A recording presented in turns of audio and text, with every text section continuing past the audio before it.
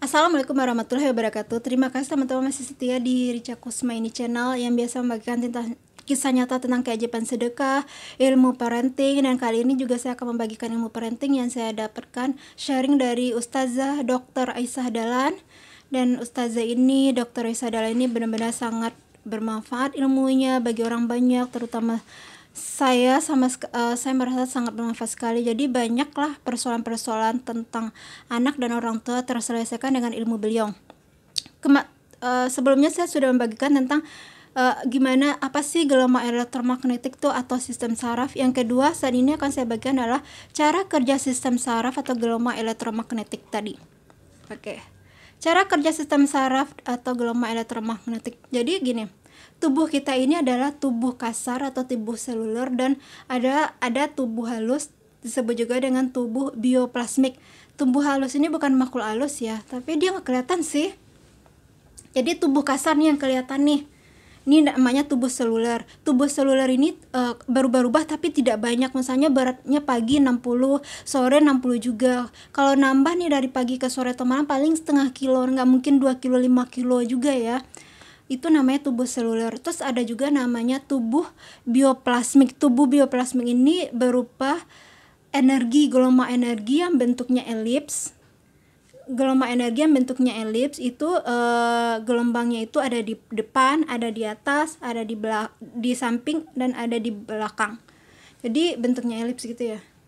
Ini tubuh bioplasmik ini sama banget dengan gelombang HP. Gelombang HP itu kan nggak lihat kan, tapi kan ada pada saat kita kirim pesan itu nyampe nih, WA-nya nyampe, SMS-nya. Pada saat kita telepon nih nyampe nih, mengangkat tuh orang di seberang sana, orang di luar negeri, seberang benua, seberang pulau gitu. Itu kan nggak kelihatan kan apa yang membuatnya nyampe, tapi itu ada gelombang elektromagnetiknya itu ada. Seperti itu juga lah tubuh bioplasmik kita. Jadi tubuh bioplasmik kita itu berupa gelombangnya itu berbentuk elips, yaitu ke atas, ke depan, kiri kanan, dan ke belakang.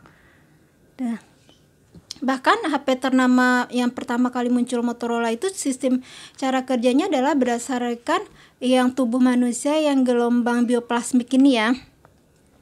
Nah, dari tubuh kita keluar gelombang dari pembuluh meridian. Tadi saya bilang kan, dari tubuh kita keluar gelombang seperti gelombang HP. Keluarnya dari mana? Dari pembuluh meridian. Oleh ahli fisika disebut gelombang elektromagnet berupa pancaran energi, size-nya selalu berubah-ubah. Jadi dari pembuluh meridian itu keluar dari gelombang elektromagnet, itu berupa pancaran energi, size atau ukuran gelombangnya itu berubah-ubah. Jadi dia berubah-ubah tiap detik gini-gini.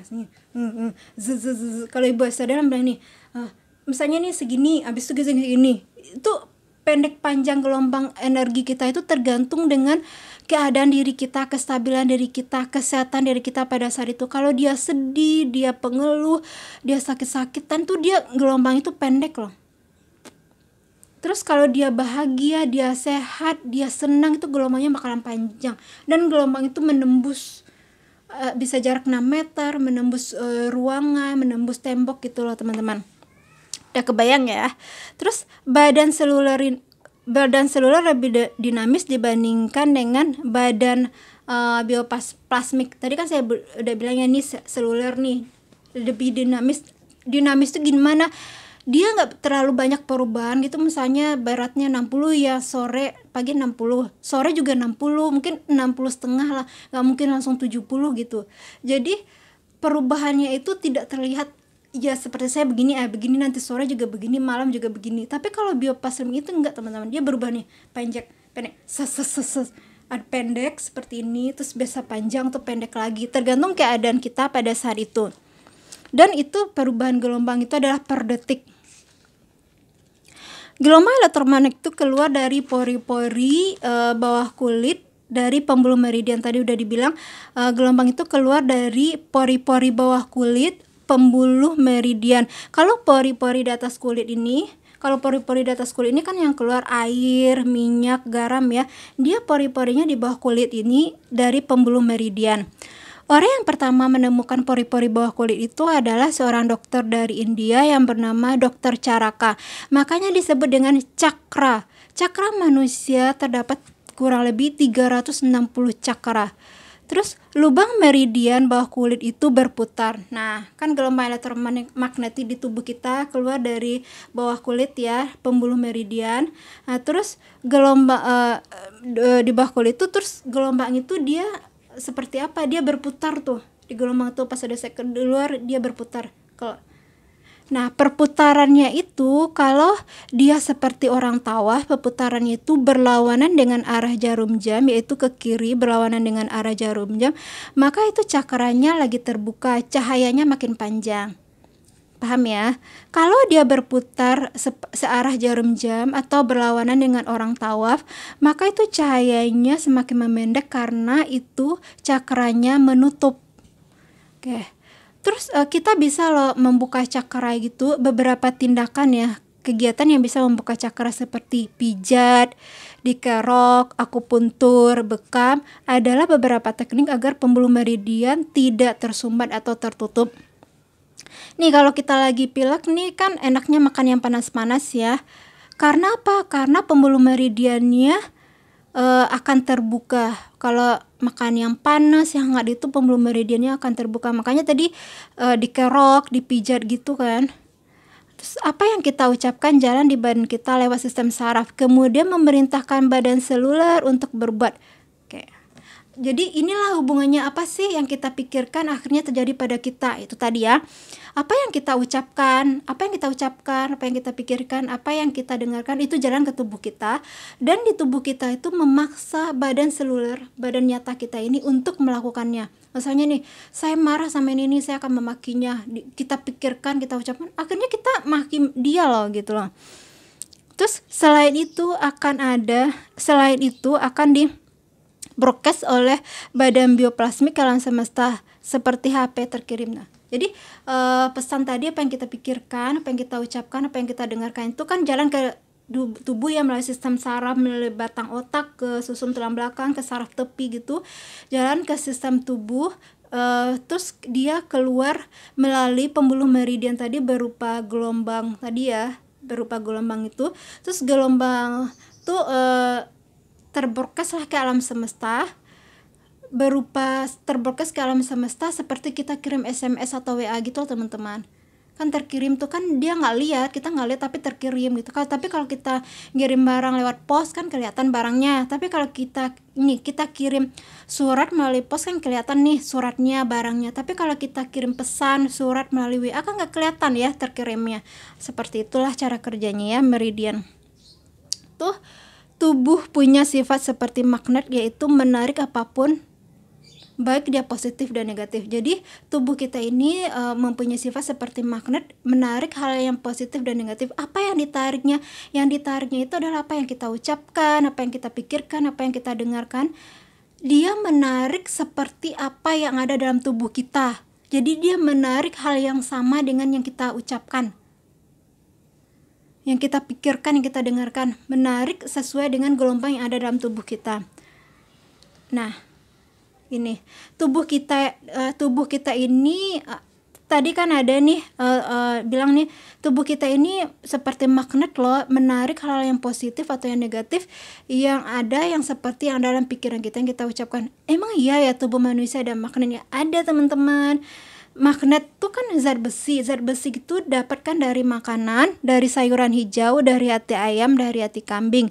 Dan listrik itu, zat besi dicampur listrik kan dia menghasilkan magnet. Listrik tadi didapat dari mana? Dari air yang ada di otak kan ada listrik tuh tadi. Makanya zat besi yang dalam tubuh kita dialirin listrik itu akan menjadi magnet. Magnet itu yang akan menarik apa yang kita pikirkan, kita ucapkan, kita dengarkan. Kalau baik-baik kita pikirkan, ucapkan, dia balik ke kita gitu loh. Terus magnet di tubuh fungsinya menarik apa? Magnet di tubuh kita ini fungsinya menarik apa aja? Menarik peristiwa, menarik kejadian, menarik benda, menarik orang, seperti yang kita ucapkan, seperti yang kita pikirkan, seperti yang kita dengarkan. Maka kalau kita kesal sama siapapun, lewat dari batang Oke, maka kalau kita kesal sama siapapun lewat dari batas waktu tunggu, waktu tunda itu saya udah bahas konten sebelumnya. Silakan lihat ya waktu tundanya berapa lama aja. Jadi kalau kita kesal sama siapapun lewat dari batas waktu tundanya, maka pesan itu akan jalan ke sistem saraf, dialirkan ke seluruh tubuh kita, terbroadcast ke alam semesta, dan itu akan terjadi pada kita dan akan balik lagi ke kita. Ya, seperti ini nih, tetangga kita nih parkir mobil di depan rumah kita, terus kita ngomel-ngomel. Tadi kan tetangga waktu tundanya itu adalah 3 hari. Jadi selama 3 hari kita ngomel-ngomel nih, kita nggak uninstall atau mendelete hal yang negatif tadi. Setelah 3 hari tuh tetangga itu bakalan parkir mobil terus di depan rumah kita, teman-teman. Seperti itu. Jadi kita ngomel-ngomel tuh kan, keluar tuh melalui tubuh meridian, dipancarkan ke alam semesta, terus balik lagi kita. Tapi kalau dalam 3 hari kita ngomel nih, sebelum 3 hari kita hapus, kita uninstall, kita delete ya makin kita, maka itu nggak akan terjadi gitu. Jadi kita banyak ini, ambil nafas, buang ke kiri, dan banyak baca astagfirullah. Yang harus kita lakukan adalah halaman rumah saya kosong, tetangga saya parkir di tempat yang lain, tetangga saya parkir tempat lain, tetangga saya parkir di depan rumahnya gitu. Dan jangan pakai kata jangan juga. Kalau kata jangan itu dibawa pikiran bawah sadarnya, itu artinya silahkan lakukan itu tadi ya. Oke. Jadi ibu yang ngomong baik-baik terhadap anaknya, apa yang diomongkan begitu, seperti itu yang kejadian. Jadi makanya orang tua sangat dianjurkan ngomong yang baik-baik kepada anaknya. Karena apa yang diomongkan orang tua itu yang akan terjadi kepada anaknya. Seperti kamu pintar, kamu rajin, kamu anak yang soleh, itu akan terjadi pada anaknya. Tapi kalau ibunya bilang ini, kamu nakal, pembangkang, pemalas, ini, anaknya bakalan seperti itu. Makanya jangan mendengar hal-hal yang jelek walau kita tidak ikut bicara. Kan pesan tadi jalan ke seluruh tubuh kita melalui apa? Kita pikirkan, kita ucapkan, kita dengarkan. Makanya kita jangan mendengarkan hal-hal yang negatif walaupun kita tidak ikut bicara. Kenapa? Karena pesan itu tetap jalan ke seluruh tubuh kita ya teman-teman.